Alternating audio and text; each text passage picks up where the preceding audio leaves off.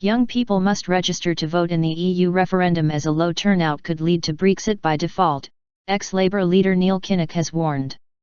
Lord Kinnock said he hoped young voters would back the UK staying in the EU. His message at a London rally came as he and 5 fellow former Labour leaders tried to persuade the party's supporters to vote to remain in Europe. Meanwhile, Vote Leave campaigner Boris Johnson said around 300,000 jobs would be created if Britain leaves the EU. At a rally in London's Olympic Park, Mr. Johnson said, "After we liberate ourselves from the shackles of Brussels, we will be able to create hundreds of thousands of new jobs right across the UK."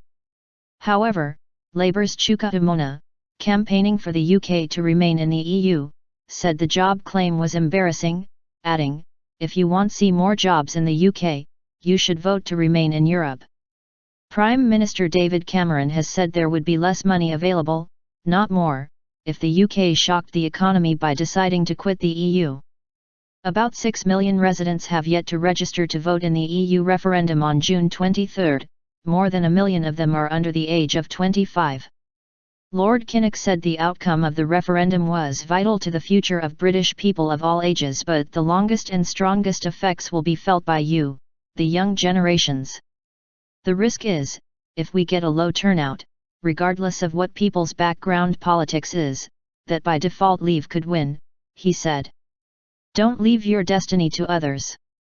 Don't dodge your duty to yourself. Make sure that you are registered to vote by next Tuesday, June 7.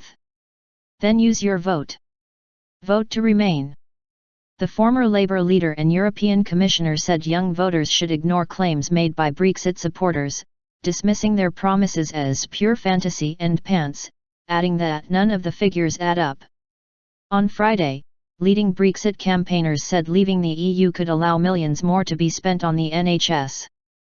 Justice Secretary Michael Gove has called on the government to pledge an extra £100 million a week, saying it could come from the UK's EU budget. However, Lord Kinnock said claims that money would be freed up for the NHS and cuts in VAT, while the same level of support was kept for agriculture, science, and small businesses, were bogus. The reason, above all, why those promises are empty is because of the people who are making them, he said. Look at those who lead for Leave: Boris Johnson, Gove, Grayling, Duncan Smith, Fox, and Farage.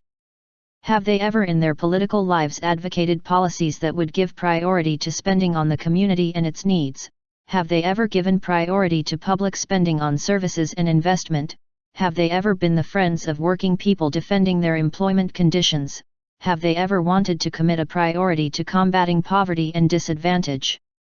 In a reference to former Prime Minister Margaret Thatcher's comments on the EU, he concluded, "If I may coin a phrase, no, no, no.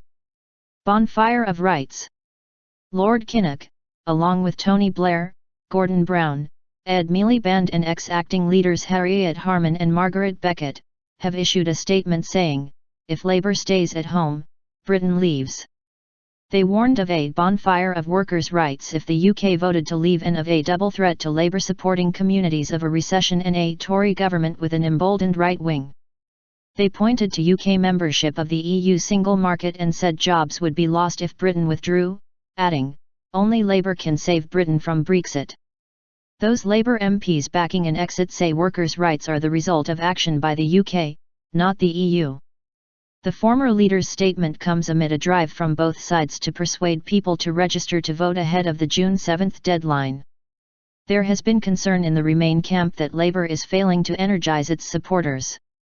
Party leader Jeremy Corbyn, who has previously expressed Eurosceptic views, has been accused of being half-hearted in his backing for Labour's position to campaign to stay in the EU. This week he said there was an overwhelming case to remain in, citing issues ranging from mobile phone charges to clean beaches and protecting bees, but also called for sweeping reforms. Pressures set to grow. The Leave campaign's NHS funding claim came in a statement from Mr. Gove, Conservative MP Boris Johnson and Labour's Gisela Stewart, who chairs the Leave campaign. They said, as our population grows, and as we all live for longer, so the pressures on the NHS are set to grow. If the country votes to leave, they said, the government should use some of the billions saved from leaving the EU to give at least a £100 million per week cash transfusion to the NHS. Leave campaigners said that money would be over and above the Prime Minister's election commitment to £8 real terms increase in spending. Another Leave campaigner, former Defence Secretary Liam Fox, said it was not xenophobic to believe that if you increase the population by 3 million every 10 years, public services would be affected. It becomes very difficult for local authorities to plan how many school places are going to be required, and it's very difficult for the NHS to know how many doctors and nurses will be required, he said. But Mr. Cameron said, 9 out of 10 economists say there'll be a profound shock if we leave the EU. That means there will be less money, not more. It's also why so many doctors and nurses support remaining in the EU.